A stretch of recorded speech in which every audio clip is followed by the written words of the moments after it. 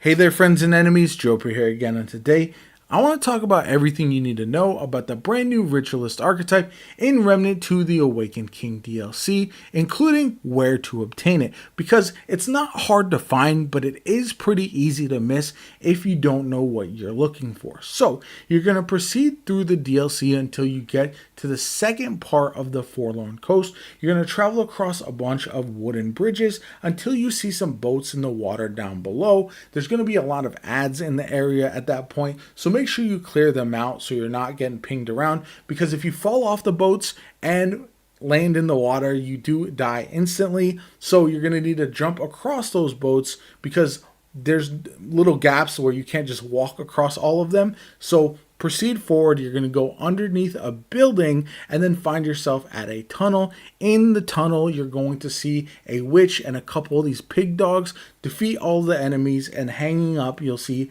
the Ragged Poppet, which you can turn into Wallace at Ward 13, along with 5 Luminite crystals to craft the Cursed Effigy and get the Ritualist Archetype. Like I said, not overly difficult, nothing crazy to do to obtain it, but if you don't know exactly where to go, you're not going to be able to get it. Now, as far as the skills and perks and everything like that, we have Vial, the Prime perk, negative status effects applied by Ritualist inflict infected, which is a tongue twister for sure. And then infected says victim receives 5% more status effect damage on death, spreads all statuses to nearby enemies within 5 meters.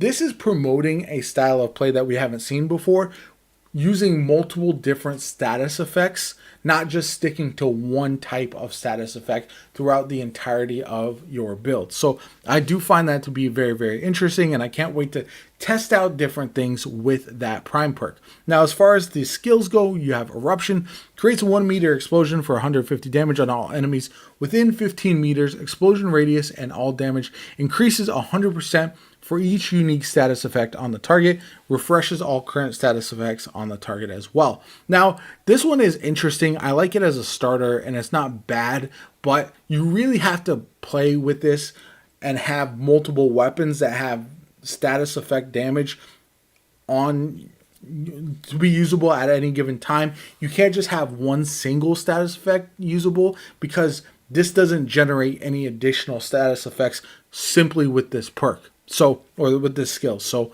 moving on, we have Miasma. This is the one I'm most looking forward to making builds around. Cast an AoE burst that applies bleeding, burning, overloaded, and corroded to all enemies within 15 meters, and dealing a total of 1500 base damage. Lasts for 12 seconds. This is going to be my favorite thing, and I'm going to use it so much. And you can mix and match this with so many different weapons and rings, amulets, everything, in order to make fun builds with this, and that's what I'm looking forward to the most. And then finally, we have Death Wish. This one is for the min-maxers who want to deal as much damage as possible. Negates all healing to self. Drain 300% health over 20 seconds. Increases all damage by 35% and grants 10% damage dealt as lifesteal. So essentially, if you're going for a glass cannon build, this is going to be for you. Now, as far as the perks go, we have Wrath, increases all damage to enemies affected by a negative status effect by 2%. Damage increases with Ritualist level. Then we have Terrify. Killing an entity applies Terrify to all enemies within 5 meters of kill entity for 20 seconds. Terrified enemies deal 5% less damage, which is pretty nice. Then we have Dark Blood, reduces damage received from negative status effects by 25%. And I really like that. You can make yourself pretty much invulnerable to negative status effects with a couple different options, including this perk. And then finally, we have Purge. On relic use, cleanses all negative status effects. So again, that can be really, really handy depending on which enemies you're fighting, which bosses you're fighting, etc. I'm really looking forward to getting that in my inventory. So then finally, we have the Affliction archetype trait.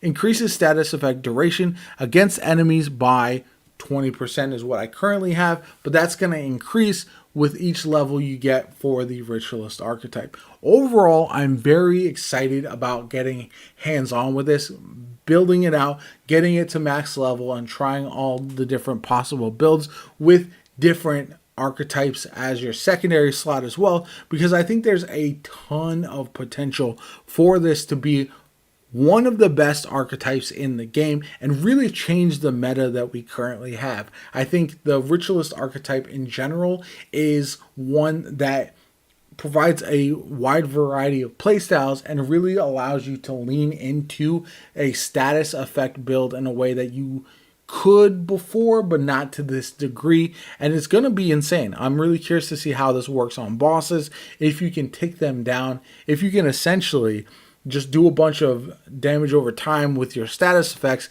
and let that do the majority of the work for you. So let me know in the comments down below, which archetype do you think is going to pair best with the Ritualist going forward? Which one do you think is going to come in handy the most? I'm really looking forward to testing this out even more. I'll have some builds in the next week, multiple builds likely with this archetype as well, once I have it fully leveled. So yeah, anyway, I hope you enjoyed the video. If you did, hit that like button, subscribe to the channel. Helps me out tremendously. Shows you want to see more Remnant 2 content from me going forward. I have lots planned for the Awakened King DLC, and I'm excited to dive deep into it.